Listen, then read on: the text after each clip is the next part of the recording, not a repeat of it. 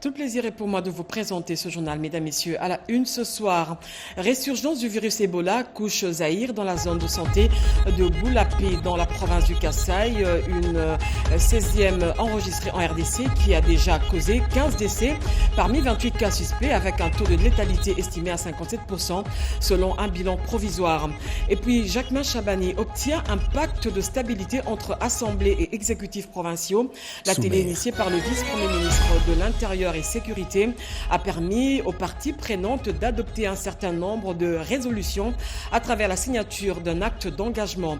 Enfin, les Nations Unies réaffirment son engagement en faveur du processus de paix, de la protection des civils et de la stabilité dans la région des Grands Lacs. Ce jeudi, Jean-Pierre Lacroix a eu des échanges avec le président de l'Assemblée nationale, Vital Kamerhe, sur la situation sécuritaire et politique à l'est de la RDC. Ça trace tout pour les titres. Mesdames, Messieurs, bonsoir et bienvenue aux 20h. Le président de la République, Félix-Antoine Tshisekedi, s'est rendu à l'Institut Liloba pour inspecter les travaux de réhabilitation de cet établissement scolaire pour constater la rentrée scolaire. C'est un reportage de nos confrères de la presse présidentielle.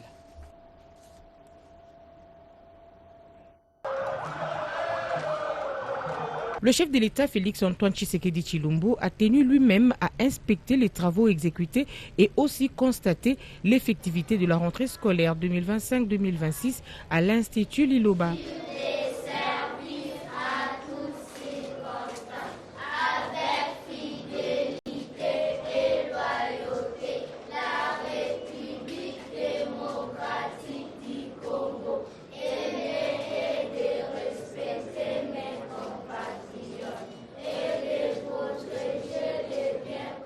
Moment indiqué pour passer un message capital à ses écoliers. Vous ne devez pas seulement retenir ça comme une récitation. Il faut aussi apprendre les paroles et pratiquer ces paroles-là. Donc respecter son pays, aimer son semblable, son compatriote, congolais, congolaise. Vous devez mettre ça en tête et grandir avec ça. L'amour de votre pays et l'amour de vos compatriotes, vos semblables, compatriotes congolais. D'accord? C'est vous qui allez avoir le pouvoir de diriger ce pays demain. Donc vous devez déjà mettre ça dans la tête. Faisant d'une pierre deux coups, le chef de l'État a rappelé à tous les modalités de l'obtention de la bourse LONA, hier appelée Excellencia, et qu'il n'est pas exclu qu'un des lauréats soit de l'Institut Liloba. Pour me remercier, vous devez très bien travailler. Vous me promettez ça? 100%. Et vous savez que la première dame, elle a son programme Excellencia. Vous avez entendu parler de ça? Si vous réussissez, vous allez avoir des bourses. Mais il faut avoir 85%. 85%. Vous pouvez les avoir, non? Hein? Oui. C'est possible, hein? Oui. Vous me promettez, hein? Oui. Ça va. Mais je reviendrai faire la fête avec vous ici, alors quand vous aurez le diplôme d'État. Sur son initiative, l'Institut Liloba, réhabilité en une année, soit de août 2024 en août 2025 par la société Ibrod Construct, compte de nos jours 18 salles de classe équipées de bons pupitres fabriqués par le service national, 2 bureaux de direction, une salle de réunion, une salle informatique et un atelier de la mécanique. Les bénéficiaires dans l'émotion ont salué le regard paternel du président de la République. Je suis très contente, je remercie le président de la République démocratique du Congo. Merci beaucoup pour tout ce que vous avez fait pour nous. Cette grâce n'est pas donnée à tout le monde de voir le président en personne à votre école. En tout cas, je suis très content. Je suis le président du comité de parents de l'Institut Liloba. Nous avons été honorés par la présence du président de la République, son Excellence M. Félix-Antoine Tshisekedi, à l'occasion de l'inauguration du bâtiment qui a été réfectionné. C'est donc pour nous un honneur, mais aussi une occasion pour remercier le chef de l'État qui a fait en sorte que cette école puisse devenir l'Institut du Liloba, bien sûr, soit une école aujourd'hui moderne. Le cinquième président Tshilombo.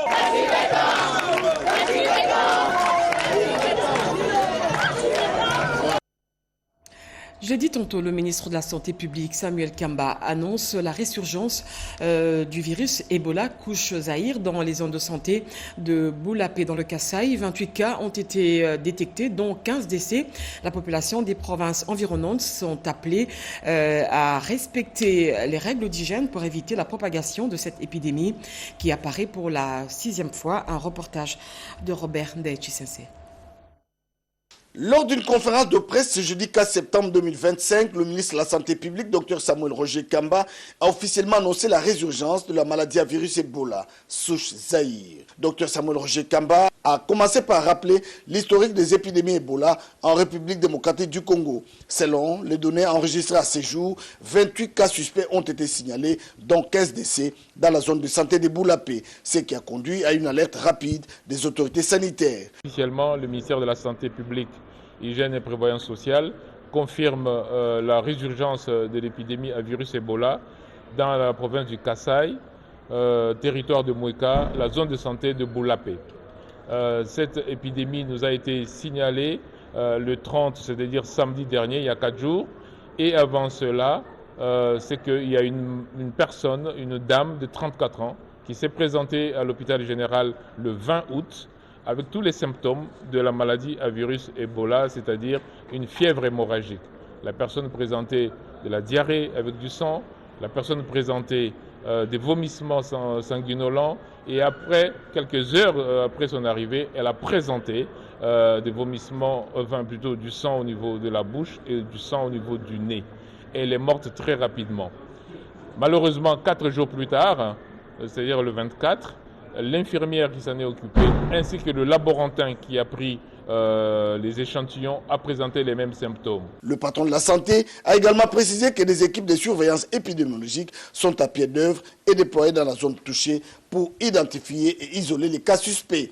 Il appelle à une sensibilisation de la population sur les mesures préventives. Ces points de presse rappellent la nécessité d'une mobilisation collective pour faire face à cette nouvelle menace. Jean-Pierre Lacroix, secrétaire général adjoint des Nations Unies chargé des opérations de maintien de la paix, séjourne ici à Kinshasa. Ce jeudi, il a été reçu par le président de la Chambre basse du Parlement, Vital Kamerhe, avec qui il a eu des échanges sur la situation sécuritaire dans l'est du pays. Anim Balaka et Patrick Chimanga.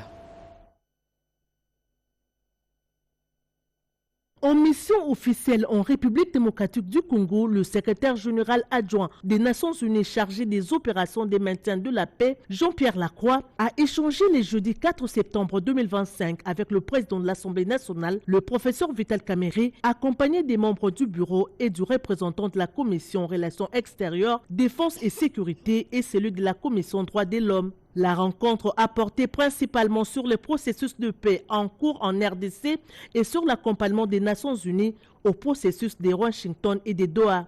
Jean-Pierre Lacroix a expliqué que cette mission, effectuée à la veille de l'ouverture de la 80e Assemblée générale des Nations Unies, s'inscrit dans la continuité de sa précédente visite en février dernier.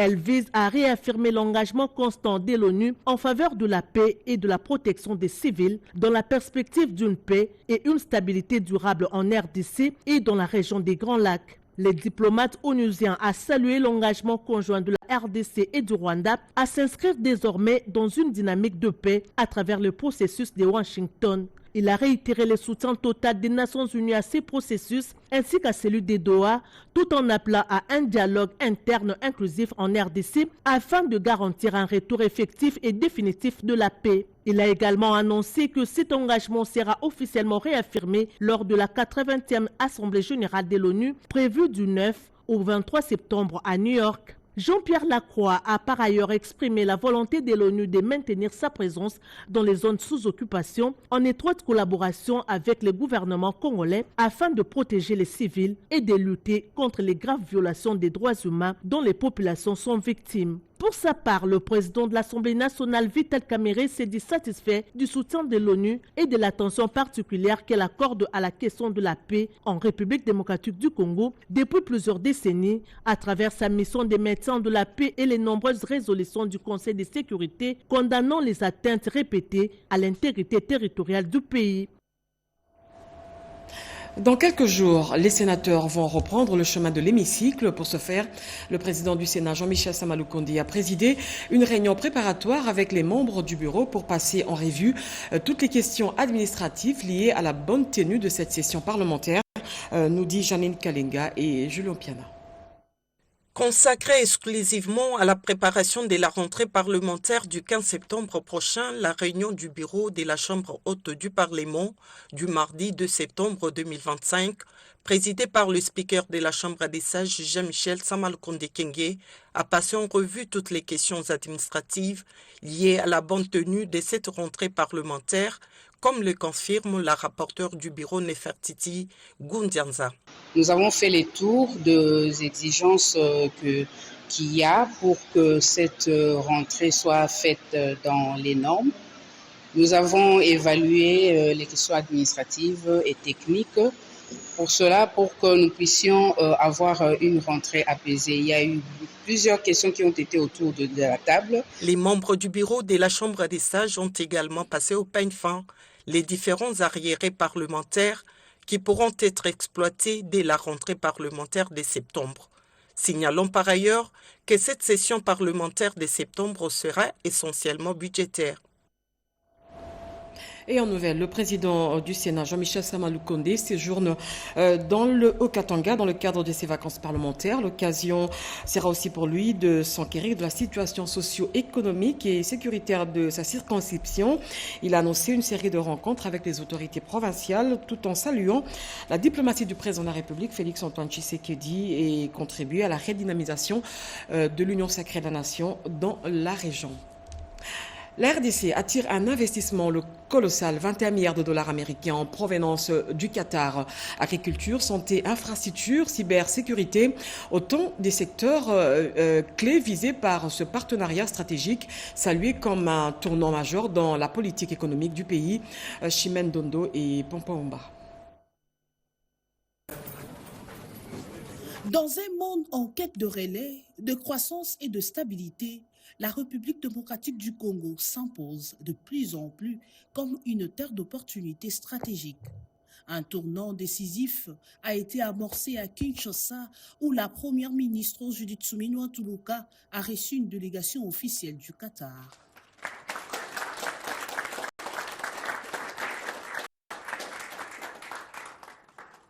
Conduite par son Altesse Tchèque Massourbine. Au menu, un engagement d'investissement sans précédent de 21 millions de dollars américains visant des secteurs vitaux tels que l'agriculture, la santé, les infrastructures ou encore la cybersécurité. Dans la lettre d'intention que nous avons remise à Madame la Première ministre, son Excellence, précise le budget d'investissement que nous allons mettre en RDC, qui a été de 21 milliards de dollars dans différents secteurs, qui part de l'agriculture, aux finances, aux mines, à l'exploitation minière, logistique, banque et finances, et plusieurs secteurs divers en RDC. Bien sûr, sur un partenariat gagnant-gagnant. Parce que la RDC aujourd'hui contient beaucoup d'opportunités, et nous voudrons exploiter ces opportunités, bien sûr, pour le bien du Qatar et aussi pour le peuple du Congo. Ces partenariats qui mêlent ambition économique et coopération géopolitique s'inscrivent dans la volonté affirmée du gouvernement congolais d'ouvrir le pays à des acteurs économiques du premier plan, dans une dynamique de développement durable et de bénéfices partagés. Suite des consultations budgétaires pour l'élaboration du projet de loi des finances 2026, initié par le vice-premier ministre en charge du budget, Adolphe Muzito. Pour cette deuxième journée, les ministres sectoriels ont défendu leur budget avant arbitrage de la première ministre Judith Suminwa. C'est un reportage sous les images de Chico Biponda. À travers les consultations ministérielles entamées à la vice-primature du budget, le gouvernement congolais amorce une démarche proactive et inclusive dans la préparation du projet de loi des finances 2026. sous l'impulsion du vice-premier ministre Adolphe Muzito. Cette initiative marque un tournant vers une meilleure coordination interinstitutionnelle visant à aligner les besoins sectoriels avec les réalités budgétaires du pays.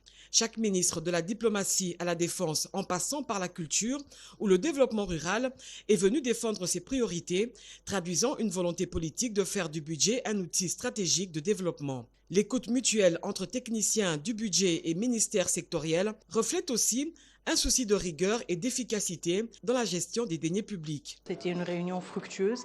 Évidemment, nous avons défendu les priorités de la diplomatie, en particulier dans cette période assez critique que notre pays traverse, et en vue des échéances importantes auxquelles nous allons faire face en 2026. Au niveau du ministère de l'économie, il y a deux structures, le Fonds des régulations économiques et la Commission de la concurrence, qui devront donc démarrer au cours de l'exercice 2026. Je me suis battu pour que ces deux structures soient suffisamment budgétisées. Nous faisons face à la guerre. Nous ne devons pas avoir des prétentions exagérées dans les demandes de crédit. Ce qui nous a été proposé nous suffit, mais il y a un travail qui va continuer entre les experts. Dans un contexte national marqué par des défis sécuritaires et économiques, cette méthode participative renforce non seulement la transparence du processus budgétaire, mais permet également d'anticiper les arbitrages à opérer au sommet de l'État. Si cette dynamique se poursuit, elle pourrait favoriser une allocation plus rationnelle et plus équitable des ressources publiques. Et en mission officielle en Belgique, le vice-premier ministre, ministre de la fonction publique, Jean-Pierre Liaou, a procédé à la signature de la convention de collaboration entre l'école d'administration et l'Institut Royal Egmont. Pour les deux parties, il était important de formaliser ce partenariat qui a déjà donné des bons résultats. Cédric Edina, Nadine Kilocho et Moki Malouma. Pas de répit pour le vice-premier ministre, ministre de la fonction publique, Jean-Pierre Liaou à Bruxelles. Au lendemain de la cérémonie de clôture du stage de professionnalisation des élèves de l'ENA, le vice-premier ministre Jean-Pierre Liaou s'est rendu ce mercredi 3 septembre 2025 au siège de l'Institut Royal de Relations Internationales Egmont pour la signature officielle de la convention du partenariat entre l'École nationale d'administration ENA et l'Institut Egmont. La signature de cette convention ambitionne la formation d'une élite administrative compétente et intègre. Je voudrais d'ores et déjà souhaiter plein succès à ces partenariats, renouveler notre gratitude à l'autorité de tutelle. C'est son leadership aussi qui fait que aujourd'hui on va formaliser, j'en suis convaincu, ouvrir de nouveaux chapitres dans le cadre de cette collaboration fructueuse, bénéfique pour nos deux institutions, pour nos pays respectifs et pour notre administration publique. Pour le vice-premier ministre Jean-Pierre Liaou, la collaboration entre l'ENA RDC et l'Institut Egmont s'inscrit dans une dynamique renouvelée de continuité et d'intensification des actions orientées vers l'obtention des résultats concrets et durables. Pour nous, ce progrès est un acquis majeur. Et cette marche vers ces changements, vers ces progrès, ne doit plus s'arrêter. Voilà pourquoi nous accordons une importance capitale au partenariat entre l'ENA, qui est notre outil de formation de l'élite de demain, et l'Institut Egmont qui nous accompagne. C'est ça la meilleure façon de consolider nos liens. Et nous pensons qu'à travers la formation, nous serons à même de changer de paradigme et d'aider la RDC à véritablement améliorer sa gouvernance générale. La signature de cette convention marque une nouvelle étape dans la coopération administrative entre la RDC et le Royaume de Belgique et démontre la volonté du gouvernement de matérialiser la vision du rajeunissement qualitatif et compétitif tel que voulu par le président de la République Félix-Antoine Tshisekedi Tshilombo. Daniel Mukoko Samba se dit satisfait des résultats encourageants obtenus au titre d'amendes transactionnelles relatives aux infractions à la législation sur le prix et la concurrence, fruit des efforts conjoints des services de contrôle économique et de la Commission des concurrences. Reportage. Le vice-premier ministre, ministre de l'économie nationale, Daniel Mukoko Samba, salue le résultat des contrôles économiques dans la lutte contre les abus du marché. En cette date du 1er septembre 2025 à Kinshasa, le vice-premier ministre, ministre de l'économie nationale, note avec intérêt les résultats encourageants obtenus au titre d'amendes transactionnelles relatives aux infractions à la législation sur les prix et concurrence, fruit des efforts conjoints des services de contrôle économique et de la Commission de la concurrence. Depuis le 30 juin 2025, le niveau des réalisations s'élève à 5 53 212 350 francs congolais, soit près de 7 fois plus qu'en 2024 et plus de 7 fois le niveau de 2023. Ces résultats équivaut à 57,41%, un taux de réalisation inédit qui traduit une avancée majeure en la matière. Cette performance inédite est le fruit d'une meilleure coordination des opérations de contrôle, appuyée par une méthodologie qui privilégie la compétence, tout en s'inscrivant dans une lutte résolue contre les antivaleurs, notamment la corruption, qui fragilise l'efficacité de l'action publique. Le vice-premier ministre, ministre de l'économie nationale, Daniel Moukoko Samba, salue à cet égard l'engagement constant des inspecteurs du ministère ainsi que des agents de la commission de la concurrence dont le professionnalisme et la rigueur ont rendu possible ces résultats. Daniel Moukoko Samba les encourage à poursuivre sur cette lancée afin de garantir le respect de la législation économique et de protéger durablement le pouvoir d'achat des ménages congolais. J'ai dit en titre, stabilité des institutions provinciales et exécutives qui s'engagent pour une gouvernance apaisée au sein de leur institution. C'est l'une des recommandations de l'atelier de 2 jours sur le mécanisme de fonctionnement et de stabilisation des institutions provinciales présidé par le vice-premier ministre, ministre de l'Intérieur et Sécurité, Jacquemain Chabani Bobo-Nkosi.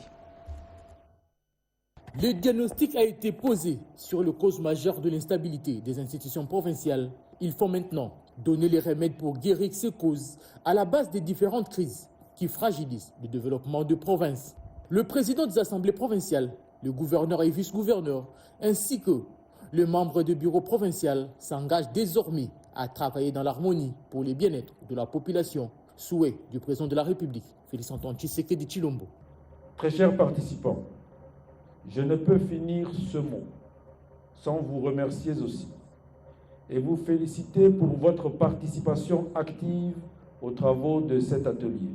Je vous engage donc au respect des résolutions ainsi prises afin de garantir le bon fonctionnement et la stabilité de nos institutions provinciales.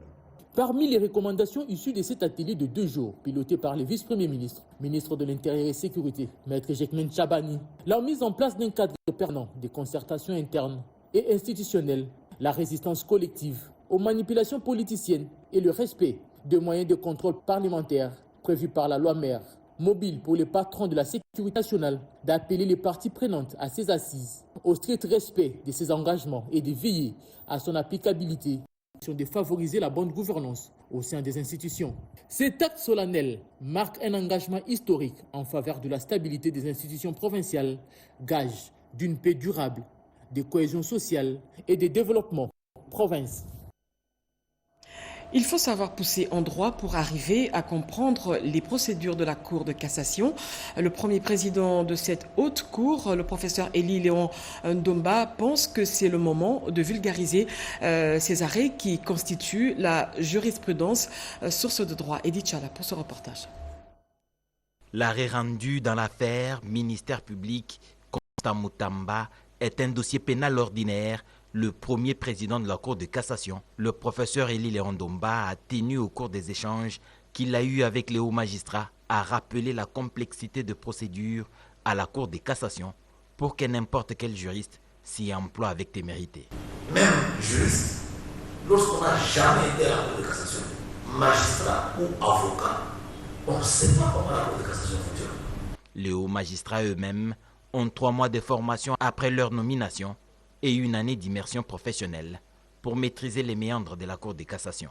Pour lever un peu de voile de ce côté ésotérique des pratiques à la Cour de cassation, des journées portes ouvertes seront organisées. À la prochaine rentrée judiciaire, les réserves de communication des hauts magistrats seront repensées et les traductions en langue nationale de certains écrits de la Cour de cassation envisagées. En ce qui concerne la peine des travaux forcés, la Cour se limite au prononcé selon la loi. Une peine n'est pas déterminée par une loi. Le juge ne peut peut pas inventer une peine pour appliquer à des faits une peine qui n'est pas prévue par la loi. Les juges appliquent la loi. Et c'est l'article 155 qui parle de l'infraction des troublements prévoit la peine des travaux forcés. Et quand le juge se prononce, il s'arrête l'affaire de mesures d'application du législateur. Et depuis lors, quand le législateur n'a pas encore prévu, c'est pas la fin du monde, ça c'est toujours appliqué. Ceux qui, dans leur ignorance, critiquent la Cour de cassation n'aiment pas la République démocratique du Congo, car le message que cela renvoie à l'international, c'est qu'en RDC, il y a insécurité judiciaire et investisseurs n'y allaient pas, avise le premier président de la Cour de cassation. Dans les secteurs aussi techniques que le leur, la Cour de cassation et ses arrêts font les frais de leurs contraintes aux réserves dans un pays où même les maçons interprètent la Constitution sans gêne aucun et les réseaux sociaux s'imposent à la doxa. Plus de 160 km de routes ont été hérités en une année dans les provinces du Nord et Sud Kivu par le projet de stabilisation et de relèvement à l'est de la RDC. Ce projet dont l'objectif est aussi de rétablir la paix et la sécurité du pays, et dans cette partie plutôt à l'est du pays, est déjà mise en œuvre dans les deux provinces sous état de siège. Suivez ce reportage. C'est dans le cadre du devoir de redevabilité que la coordinatrice du projet de stabilisation et de relèvement de l'Est de la RDC, initié par le gouvernement de la République et dénommé Star Est, a présenté les réalisations accomplies et les perspectives de ces projets. C'était au cours d'un point de presse tenu à Kinshasa. À l'en croire, plusieurs réalisations ont été déjà accomplies dans les provinces du Nord et Sud Kivu ainsi qu'à l'Ituri. Les infrastructures dont il est question dans le cadre du projet STAREST, nous voyons les écoles, nous voyons les centres de santé, nous voyons l'accès à l'eau potable, ainsi de suite, mais si, et seulement si, cela vient des communautés. Vous connaissez la problématique des inondations, qui sont dues en majeure partie sur le bouchage des caniveaux, sur le bouchage des infrastructures d'assainissement, tel que le terme indique et le dit. Et le travail que nous allons donner aux personnes désœuvrées de pouvoir aider à déboucher ces caniveaux, aussi de travailler comme la main-d'œuvre dans les routes dont on a parlé ici. Et il y aura aussi un autre emploi, un autre type d'emploi que nous allons générer. Ce sont les activités génératrices des revenus. De l'avis de Brigitte Kapinga, au regard de la situation sécuritaire à l'est du pays, la Première ministre a sollicité que les projets soient restructurés. Question d'intégrer d'autres provinces confrontées à des défis similaires. C'est ainsi que Kinshasa et le Congo ont été intégrés. Et là, par ailleurs, a affirmé que les projets comptent créer 70 000 emplois à Kinshasa et réhabiliter 60 km de routes. Quant à la province du Congo, le projet ambitionne de réhabiliter 200 km de routes de dessert agricole. La notice qui retrace le parcours de 35 ans de Julien Paluku dans la sphère politique présentée est remise aux membres du Bloc uni pour la renaissance du Congo. C'est au cours d'une réunion qui a aussi passé en revue la situation sécuritaire dans l'est du pays. Regardez. Les regards et attentions de tous les Congolais sont encore et toujours tournés vers la population de l'Est qui continue d'être massacrée par le rebelle du M23. Le membre du Bloc uni pour la renaissance du Congo de Julien Paluku, au cours de cette réunion, appelle au soutien total aux efforts fournis par le chef de l'État pour le retour définitif de la paix. C'est une occasion pour moi de lancer un message de compassion parce que même c'est une population qui a très souffert depuis de 4 ans avec la guerre qui nous est imposée par l'agression rwandaise. Mais le message est clair qu'il faut soutenir les initiatives chefs de l'État qui tient à ce que cette guerre se termine de manière la meilleure possible parce qu'il ne veut pas qu'il fasse des choses comme on l'a fait dans les temps passés pour éviter que les choses reviennent comme ça a été le cas. Nous avons confiance avec ce qu'il a de faire, sa diplomatie, son organisation militaire. La santé du parti, le rapport des vacances parlementaires des députés nationaux du Burek, la situation des cadres bloqués dans des zones occupées par le rebelle étaient également sur la table des échanges de cette réunion.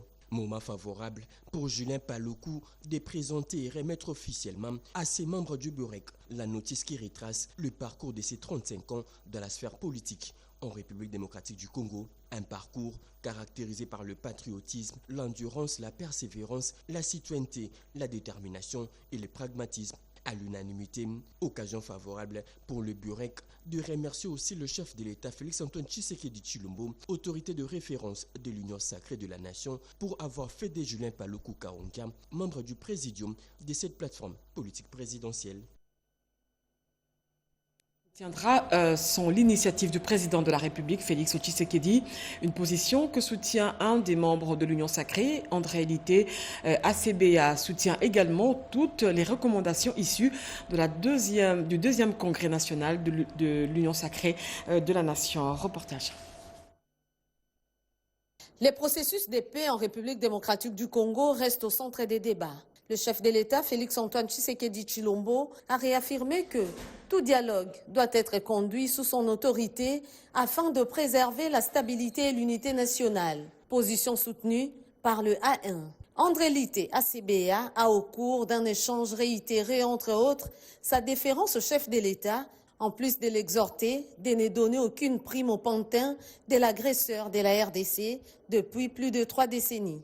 L'histoire politique de la RDC retiendra que c'est sous son égide que la crise sécuritaire tridécennale a été résolue.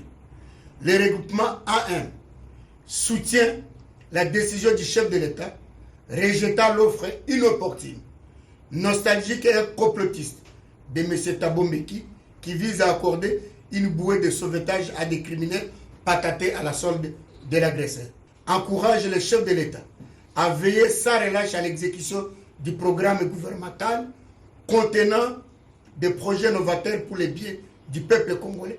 Président du A1, regroupement membre de l'Union sacrée de la nation, André Lité a aussi mis en avant les résolutions du deuxième congrès de l'Union sacrée de la nation qui appellent à renforcer la cohésion autour de la vision du chef de l'État. Le regroupement A1 fera sienne toutes les résolutions ici du deuxième congrès extraordinaire de l'Union sacrée. Les délégués de l'A1 venus de toutes les provinces ont pris part à cette réunion politique. Et puis la ministre de la Jeunesse et de l'Éveil patriotique s'est rendue au siège de l'ambassade de la Jeunesse dans la commune de Ngalema. Grace Coutinho a voulu s'imprégner du fonctionnement de cette structure. Jean-Pierre Dolodemazo pour ce commentaire. Après les honneurs militaires, la ministre de la Jeunesse et de l'Éveil patriotique, Gracemi Coutinho, a procédé à la visite guidée des installations, ce avant de s'entretenir avec les membres du cabinet de l'ambassadeur de la Jeunesse, Ado Youé. Le temps fort de cette visite, c'est sans nul doute le dévoilement du portrait de la ministre Gracemi Coutinho, un moment empreint de symbolisme qui marque non seulement la reconnaissance de son engagement en faveur de la jeunesse congolaise, mais aussi la volonté de l'ambassade de la jeunesse de s'inscrire dans la vision qu'elle incarne. La ministre a ensuite apposé sa signature au bas du livre d'or de cette structure. Elle a saisi l'occasion pour échanger avec quelques jeunes leaders issus de la diaspora ainsi qu'avec les jeunes de Kinshasa. Ému d'accueillir la ministre de tutelle dans ses locaux, l'ambassadeur de la jeunesse Ado Youé a exprimé sa satisfaction et sa gratitude pour cette marque d'attention. J'ai compris que l'excellence est déterminée à pouvoir rendre visible l'épanouissement de la jeunesse congolaise. Aussitôt nommée, elle s'est décidée de rendre visite d'une manière officielle à des structures qui sont sous tutelle du ministère de la Jeunesse et Éveil patriotique. Cela démontre son implication pour l'évolution de la jeunesse congolaise. Pour rappel, l'ambassade de la jeunesse est une structure technique et administrative ayant pour mission principale de susciter au sein de la jeunesse l'éveil patriotique, mais aussi de sensibiliser les jeunes en vue de réduire la violence juvénile et promouvoir une citoyenneté responsable. Fini l'anarchie dans l'exploitation artisanale dans le secteur minier. Le ministre des Mines, Louis Watoum, a procédé au lancement de la commission ad hoc pour lutter contre la fraude et sécuriser les exploitants miniers. Cédric Enina pour ce reportage. Il s'agit ici du lancement officiel de la commission ad hoc sur l'encadrement de l'exploitation minière artisanale. Commission stratégique instituée selon les directives du chef de l'État. Elle regroupe le CAMI, les GC, la GECAMINE, le SAIMAP, la RECOM et d'autres experts. Dans ses propos, le ministre des Mines, Louis Watoum Kabamba, a insisté sur la nécessité d'établir un mécanisme de collaboration cohérent et durable entre parties prenantes dans l'optique de garantir la formation, la traçabilité, la sécurisation, le tout à travers une gouvernance responsable de l'exploitation minière artisanale. Je vous invite toutes et tous à participer activement à ces sessions, à avoir un débat en profondeur. Je souhaite que vraiment l'intérêt supérieur de la nation puisse prévaloir dans l'esprit des discussions qu'on aura. Les participants ont par la suite examiné leur rôle institutionnel, en examinant évidemment les axes prioritaires, notamment la structuration des flux miniers, la lutte contre la contrebande et la formalisation de l'exploitation artisanale. Cette dynamique vise à sécuriser et valoriser les travaux de l'exploitant artisanal et à améliorer son condition de travail et son revenu. La baisse de l'augmentation du coût du panier de la ménagère dépend en partie du prix de la farine de maïs. Le coordonnateur général de la réserve stratégique l'a souligné tout en expliquant les mesures prises pour réguler les prix. Un reportage de Chimendondo. Le coordonnateur de la réserve stratégique générale, service spécial de la présidence, Mulumba Kanchi Serge, accompagné de son équipe, a annoncé officiellement le lancement de la mise en vente de la farine de maïs de 35 000 francs congolais. Dans ses propos, le coordonnateur de la réserve stratégique générale a circonscrit les cadres de cet événement en ces termes. Comme annoncé il y a quelques jours, la réserve stratégique générale a lancé ce jour sur le marché des sacs de farine de maïs de 25 kg au prix de 35 000 francs congolais. Nous tenons à préciser que c'est une opération ponctuelle qui vise essentiellement à renouveler notre stock. Comme vous le savez, la réserve stratégique a pour mission le stockage des produits stratégiques. À son tour, le coordonnateur adjoint en charge de questions techniques, Ig Didembolo, a défini les contours de l'événement avec plus de précision. Nous avons le produit de haute qualité dont le prix est déjà fixé à 35 000 francs. Produit au Congo, transformé au Congo et consommé par les Congolais. Cette initiative s'inscrit pleinement dans la vision du chef de l'État qui met en avant la sécurité alimentaire de la population congolaise. Prête à poursuivre la coopération avec le ministre de l'Aménagement du Territoire dans différents projets. Le représentant de l'Union européenne en RDC l'a dit plutôt au ministre Jean-Lucien Boussa. Un reportage d'Edith Chala. Saluant la ferme volonté du ministre de l'Aménagement du Territoire, Jean-Lucien Boussa-Tongwa, d'opérer des réformes en profondeur à l'aménagement du territoire, l'Union européenne s'engage à renforcer son appui à ce secteur stratégique. Fabrice Basile, représentant de l'Union européenne en RDC, a réitéré la détermination de cette organisation continentale à accompagner le nouveau ministre de l'Aménagement du Territoire. L'aménagement du territoire est une vraie question, un enjeu et un défi. Il s'agit de pouvoir suivre des projets et de pouvoir partager avec le ministre et son équipe les différents projets que nous suivons déjà, tant sur les projets d'infrastructure qui sont nécessaires pour l'aménagement du territoire que les projets agricoles, des désenclavements. Le ministre a évoqué la question de la forêt, des paysages comme nous appelons. L'Union européenne est déjà engagée dans 5 projets de paysages que nous suivons. Projet qui permet de préserver les paysages, la forêt et aussi accompagner les populations dans la création d'emplois et dans son développement. Donc je pense qu'il y a une question de synergie et aussi une approche interministérielle à adopter de manière ferme pour que nous puissions accompagner vers des réussites le ministère de l'Aménagement avec bien entendu les autres ministères qui sont concernés. Le président de la République, Félix-Antoine Tshisekedi, attend des résultats dans ce secteur de l'aménagement du territoire pour une gestion rationnelle des espaces de la République démocratique du Congo. Le ministre de l'Industrie, Aimé Boji, s'est entretenu avec le directeur général du Fonds de promotion de l'industrie. Ils ont eu une réunion de prise de contact sur l'émission de cet établissement public. Alain Bikaï pour ce reportage.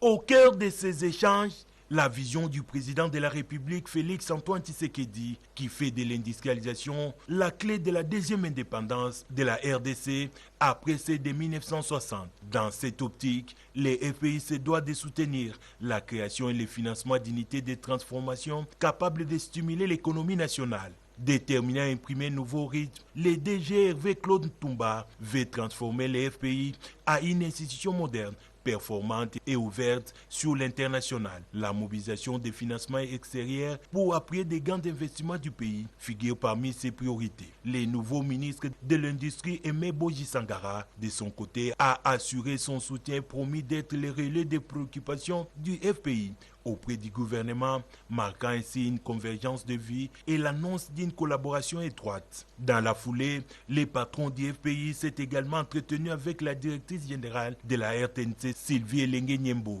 Nous avons échangé sur les possibilités de collaboration entre nos deux institutions, étant donné que nous portons déjà l'image officielle et la communication officielle du Fonds de promotion de l'industrie. C'était une possibilité pour nous de consolider ce partenariat et de le renforcer pour permettre à ce que les activités du FPI soient mieux vulgarisées à travers la République et surtout dans nos différentes chaînes. Les deux responsables ont convenu de renforcer leur coopération autour des projets innovants et rentables au bénéfice des deux établissements. Le début des travaux de construction des logements sociaux descend dans la province pilote. C'est pour bientôt. Les sites sont connus. Le processus de passation des marchés est déjà clôturé. Ce sont là les confirmations du gouverneur de la Chopo après une séance d'évaluation. Jacques Mégy et Patrick Kachala.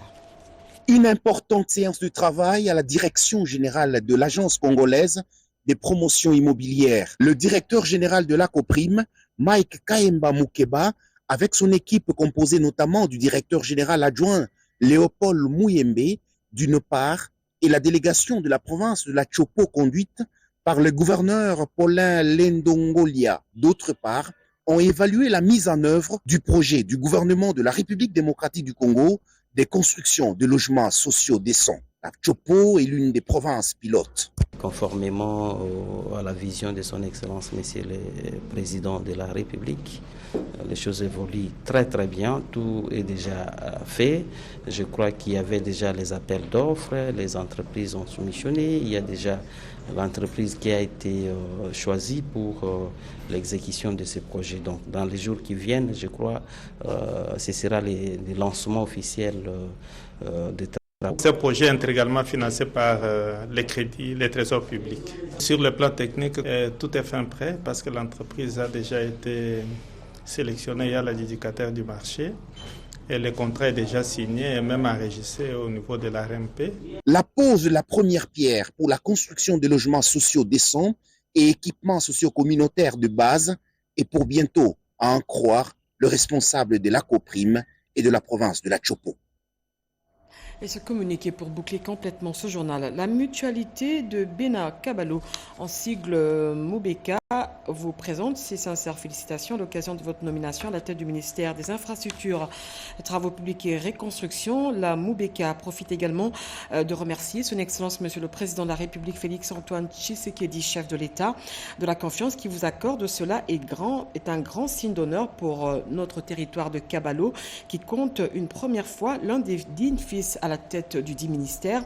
La Moubeka vous rassure de son soutien et de son accompagnement pour qu'à travers votre savoir-faire et savoir-être, que Kabalo retrouve ses infrastructures renouvelées avec sérénité, que le Tout-Puissant vous aide à demeurer à la hauteur de ce ministère si important et vous accorde sa grâce de surmonter tous les défis qui vous attendent. Au demeurant, veuillez agréer, Monsieur le Président, Monsieur le Ministre des Infrastructures, Travaux publics et Reconstruction, l'expression de notre haute haute considération. C'est un communiqué signé Cosma Mwamba Mouilambwe, secrétaire général, et Patrick Kongolo Biakubangwa, président national. Fin de ce journal rédigé par Gauthier Kiassi sous la direction d'Oscar Balkaïj et supervisé par Angèle Mabiala. La coordination Patrick Bapila et Jonathan Moubalama ont réalisé pour vous ce journal. 23h, Robert Dechisense vous retrouve sur ce plateau. Je vous retrouve la semaine prochaine.